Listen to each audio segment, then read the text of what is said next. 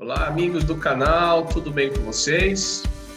Dando continuidade ao nosso projeto passo a passo dos exercícios de estequiometria, hoje eu vou apresentar para vocês um problema no qual nós vamos relacionar a massa de uma substância e o volume de um gás fora das condições normais de temperatura e pressão. Vamos lá. Bem, minha gente, para aquele tipo de problema que eu chamo de problema envolvendo volume de gás fora da CNTP do tipo A, é aquele no qual nós vamos ter que determinar o volume de um determinado gás fora da CNTP. Então, eu estou aproveitando o enunciado do exercício que eu já resolvi, relacionando massa e volume na CNTP, que você pode procurar aí na nossa playlist e assistir também para verificar quais são as diferenças. Muito bem, o enunciado diz o seguinte: a massa de 0,48 kg de carbonato de amônio reage com ácido fosfórico de acordo com a reação representada pela equação abaixo.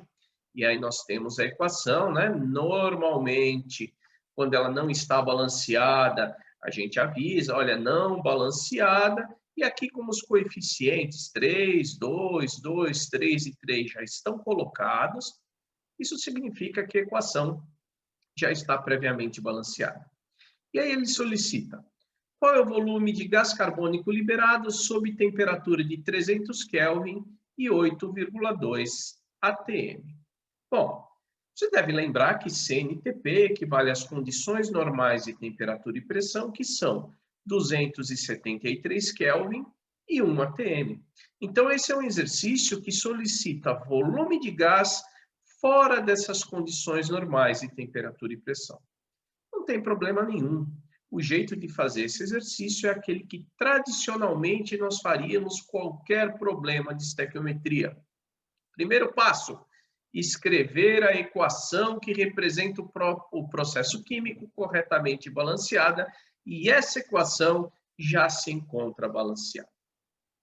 Mas, nesse caso, diferentemente dos exercícios onde nós usamos a constante 22,4 litros por mol, aqueles exercícios nos quais o processo se desenvolve na CNTP, toda vez que o processo não se desenvolver na CNTP, nós vamos usar aquela equação que nós conhecemos como equação de Clapeyron, o PV-nRT. E aí, qual é o segredo desse exercício? Usar a estequiometria para determinar a quantidade em mols da substância problema. O que é que eu chamo de substância problema? Aquele cujo resultado é o objetivo do problema, o volume do gás carbônico. Então, nossa substância problema é o gás carbônico. O que é que eu vou fazer? Nesse primeiro passo da estequiometria, nós vamos calcular a quantidade em mols de gás carbônico formada a partir do processamento da conversão de 0,48 kg de carbonato de amônio. Segundo passo, nós vamos escrever a linha teórica em função da quantidade em mols das substâncias. 3 mols de carbonato de amônio, 3 mols de gás carbônico. Lembre-se de que essa linha teórica ela vem dos valores dos coeficientes previamente escritos no balanceamento. Terceiro passo, efetuar a conversão caso seja necessário. Meninos, eu tenho que converter o mol de carbonato de amônio para 96 gramas de carbonato de amônio. Por quê? Porque a linha em cinza, a linha teórica, é a linha do mol, mas o exercício pede massa. E para isso eu utilizo a massa molar. Ao invés de escrever 3 mols de carbonato de amônio, eu vou escrever 3 vezes 96 gramas. Ah, mas esse 96 gramas eu tenho que decorar? Não, olha o dado aqui, ó.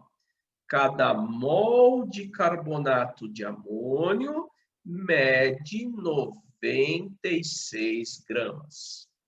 mas eu não vou converter os 3 mols de CO2, porque nesse tipo de problema, a nossa tática de resolução requer que nós não convertamos o valor em mol do gás carbônico.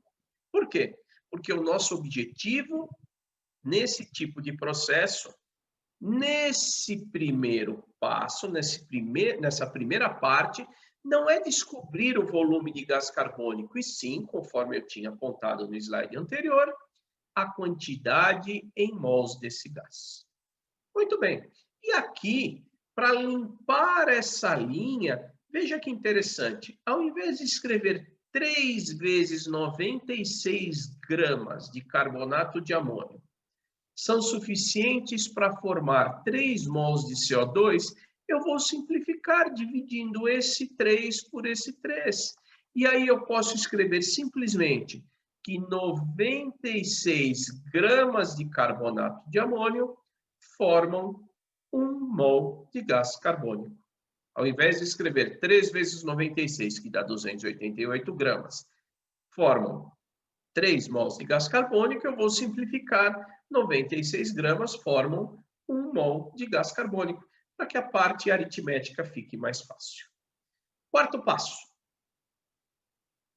Agora eu vou escrever a linha prática do problema a partir dos dados do enunciado. E aqui você tem que tomar esse cuidado, porque a massa é dada em quilos e eu vou converter para gramas.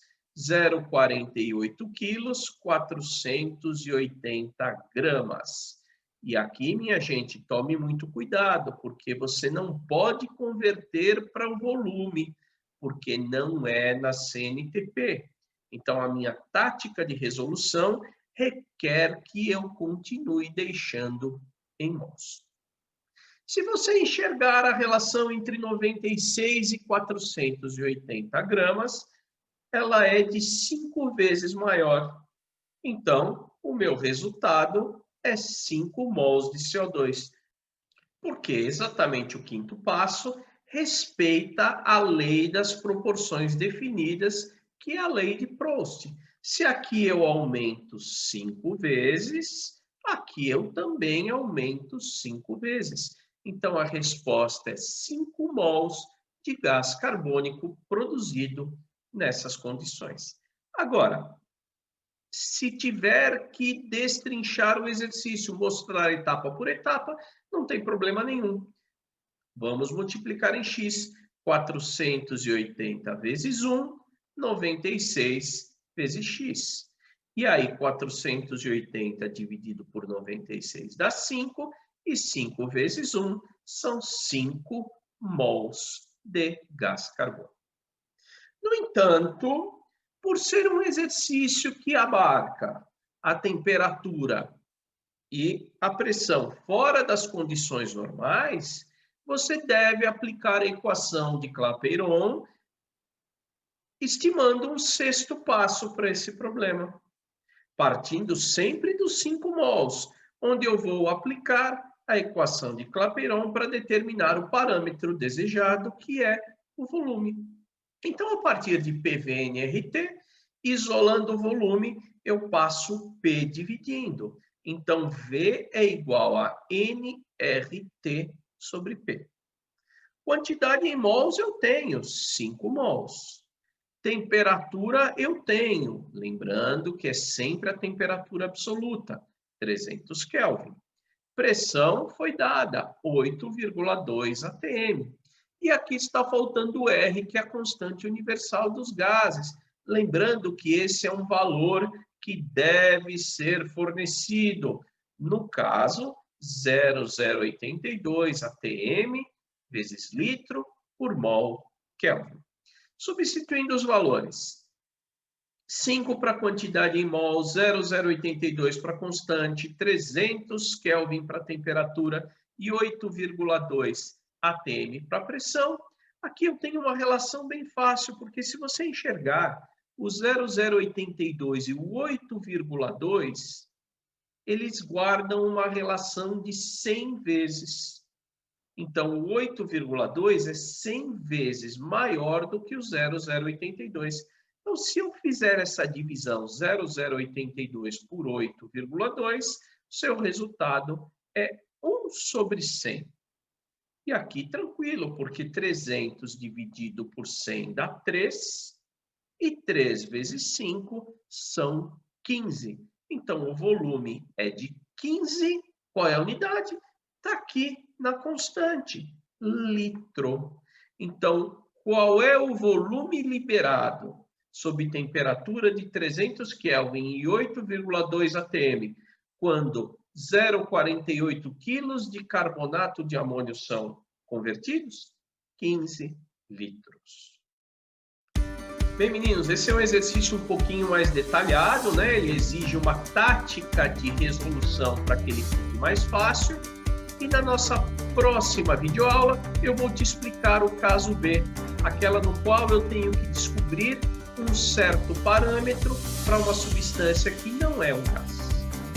Se você gostou, dá um joinha. Se você tem perguntas, deixa aqui escrito nos comentários. Avise os colegas. Inscreva-se no canal para ajudar a divulgação do trabalho e para receber as atualizações. Valeu, até a próxima!